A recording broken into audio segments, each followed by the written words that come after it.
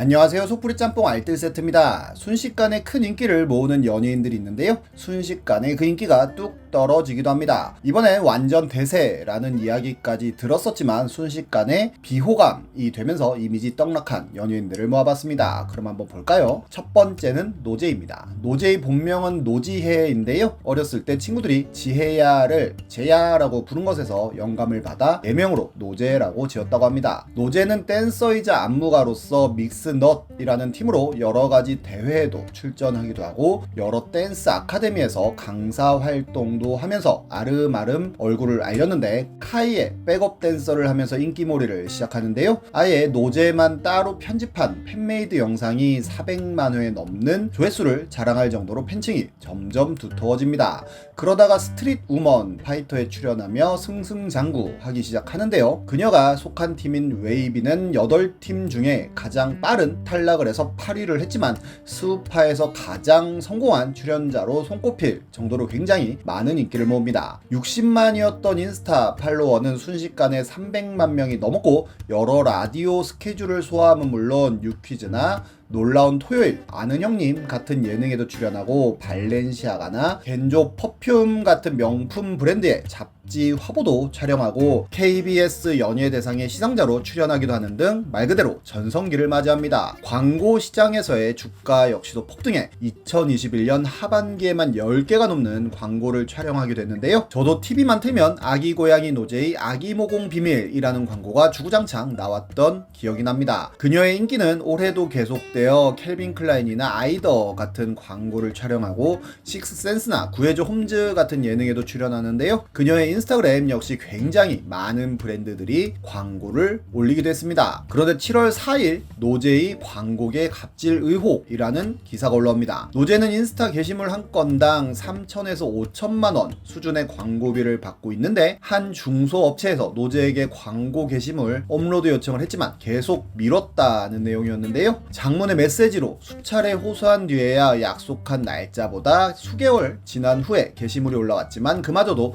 얼마 후에 삭제했다는 충격적인 내용이었습니다. 또 다른 중소업체는 노제의 광고 게시물 업로드 일정에 맞춰 시즌 마케팅을 진행하려고 했지만 시즌이 다 지난 후에야 게시물이 올라와서 마케팅도 제대로 못했다고 하는데요. 노제의 소속사에서는 늦긴 했지만 정해진 광고 계약 기간 내에 올렸기 때문에 문제될 건 없다는 입장을 밝혔다고도 합니다. 중소업체 아이템은 얼마인가 삭제해도 명품 브랜드 관련 게시물은 안 지우고 계속 놔두고 있다고도 하는데요. 이 기사를 보고 많은 직장인들이 피해 업체에 감정이입을 하며 분노합니다. 소속사에서는 이 사안의 심각성을 깨닫고 반성하고 있다는 사과를 하기도 했는데 논란 이후 첫 활동이었던 수우파 콘서트에서 노제는 저희는 어느 순간도 노력을 안 한 사람들이 아니다. 그냥 이것만 알아주셨으면 좋겠다는 말을 하며 눈물을 흘렸는데 광고 갑질에 대한 언급은 하지 않았습니다. 노제에 대한 여론이 더더욱 안 좋아지자 노제는 인스타그램에 자필 사과문을 올리기도 했었는데요. 이후로도 본물 터지듯이 노제가 현장에서 굉장히 까탈스럽게 했다는 경험담들이 인터넷에 우후죽순 올라오기도 했는데 익명으로 올라온 글들이다 보니 소속사에 사실 확인을 하기도 했지만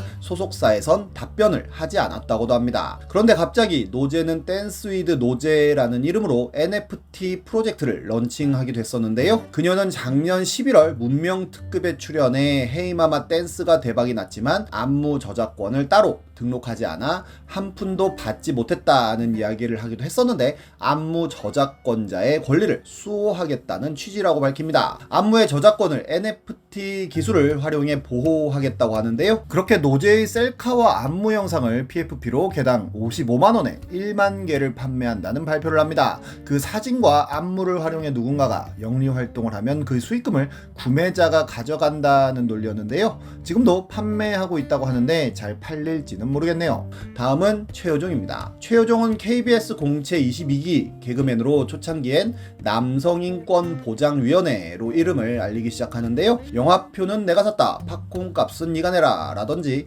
커피값은 내가 내고 쿠폰 도장 네가 찍냐 같은 주옥 같은 멘트를 남기면서 큰 인기를 모았었는데, 애매한 걸 정해주는 남자의 줄임말인 애정남에서는 완전히 원맨쇼 개그를 하며 1년여간 최고의 전성기를 맞이합니다. 당시 공감 개그 탑티어라고 봐도 될 정도로 큰 인기였는데요. 후속작인 사마귀 유치원 역시 대박이 났었는데 국회의원 되는 거 어렵지 않아요 라며 시사 개그를 했다가 강용석 전 국회의원한테 고소를 당하기도 합니다. 고소 이후로 인기는 더 올라가 두산동화나 코카콜라 같은 굵직한 광고를 하기도 하고, 효종 골드라고 하는 주얼리 쇼핑몰까지 오픈하는 등 2011-12 시즌 개콘 최대 아웃풋이 되기도 했었습니다. 그런데 네이트 뉴스앤톡이라는 코너를 맡아 글을 올리기도 했었는데, 바로 본인 쇼핑몰 광고글 붙어 올려서 엄청나게 많은 욕을 먹기도 했었는데요. 그리고 해피투게더에 출연하며 여론은 급속도로 안 좋아집니다. 케이블에서 얼마 전에 1인 MC를 꿰찼다며 그곳에서는 내가 유재석과 같다는 말을 했다가 다음 방송에서 팬들이 다 떠났다고 하기도 하고, 잠들기 30분 전에 유재석의 성공 비법에 대해 늘 고민한다고 하더니 친구와 그 주제로 이야기를 했는데, 최효종의 친구는 평범함이 비결이라고 했다고 하는데요. 최효종은 유재석이 이미지 메이킹을 잘했다며 메뚜기 탈을 썼을 때부터 인기는 많았지만 사람들은 그 시절의 유재석을 힘든 시절로 생각해 저런 사람은 무조건 성공해야 돼, 힘든 시절 겪었으니 우리가 인정을 해주자 라고 생각해 동정심에 잘 된 거라는 주장을 합니다. 유재석은 친구 얘기가 맞다고 생각한다는 반응을 보이기도 했는데요. 그리고는 얼마 후 유재석에게 선물 받았다며 빨간 운동화 사진을 공개하기도 합니다. 그리고 유인나가 출연했을 때 다른 사람들은 유인나를 환호하며 좋아했지만 혼자 멍하니 있기도 했는데, 개인적으로 팬이 아니라며 나도 호불호가 있다는 드립을 치며 정색하는 개그를 했다가 바로 다음 방송에서 사과를 하기도 했지만 거만함의 아이콘이 되어버리는데요. 다큐멘터리 3일에서 개콘 개그맨들을 촬영한 적이 있었는데, 후배들이 아침 출근 시간에 큰 소리로 인사하는 장면도 나옵니다. 거기엔 최효종이 인터뷰를 했었는데 본인도 신인 때 인사를 하며 선배들이 무슨 벼슬이냐라고 생각을 했다고 하더니 지금은 아침에 후배들이 인사해주면 기운이 난다며 이중잣대스러운 모습을 보여주기도 했습니다. 이런 비호감 스택들이 쌓이며 그의 주가는 크게 하락했고 의무 경찰 입대를 하는데요. 제대 후에 개콘으로 복귀하긴 했지만 더 이상 히트작은 만들어내지 못합니다.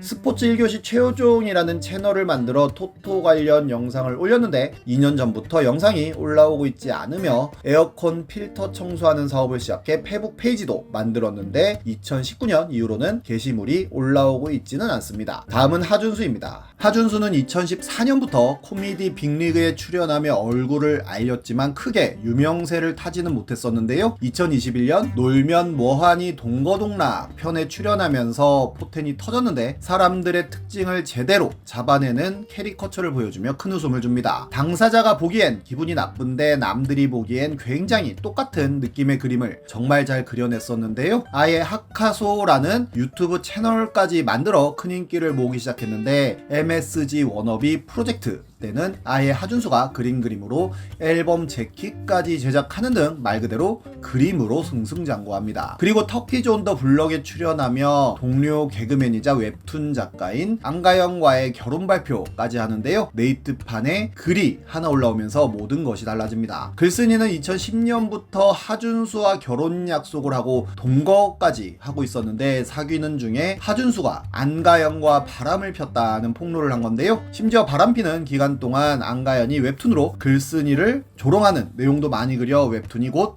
외도일기였다는 이야기도 합니다. 게다가 웹툰에 하준수의 반려견이라며 나오는 스피츠 백지는 현재 본인이 키우고 있다고도 하네요. 헤어진 후로 그녀는 우울증 약을 3년째 복용하고 있다고도 합니다. 그저 사과 한번 받고 싶다며 글을 마무리하는데요. 이 글은 단숨에 엄청나게 많이 퍼지고 하준수는 비난을 많이 받게 되었는데, 바로 하준수는 네이트판을 통해 여성의 주장 전체를 부인하지는 않겠다며 일이 터지고 난 후 지속적으로 사과를 했다는 글을 올렸는데, 변호사를 통해 강경 대응 방식을 택할 수밖에 없다는 이야기까지 합니다. 코빅 게시판엔 둘을 하차시키라는 글들이 어마어마하게 올라왔고, 코빅에서 그와 안가연은 바로 하차했으며 MSG 워너비 마지막 활동이었던 톱10귀 콘서트에도 그는 나오지 않습니다. 잘 나가던 유튜브 채널 역시 영상을 더 이상 올리지 않는데요.